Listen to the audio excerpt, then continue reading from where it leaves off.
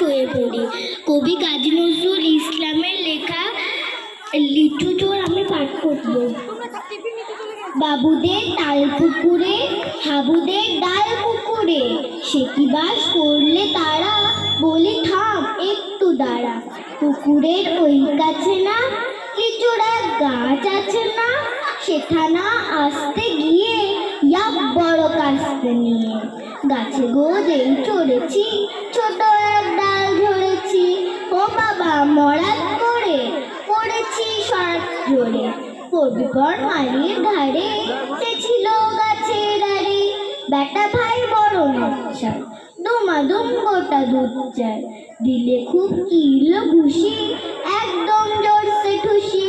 আমিও বাগে থাকর, দে হাওয়া চাপিয়ে কাপড়, লাফিয়ে ডিকনু দিয়াল, দেখি এক ভিতরে শিয়াল।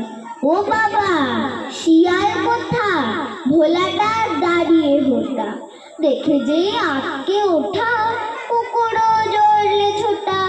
আমি কই কম্ম কাবার, কুকুরেই করবে সাবার। বাবা গো মা গো বলে পাঁচিলের ফকল গলে, ঢুকে গিয়ে গোসদের ঘরে, যেন প্রাণ আসলো ধরে।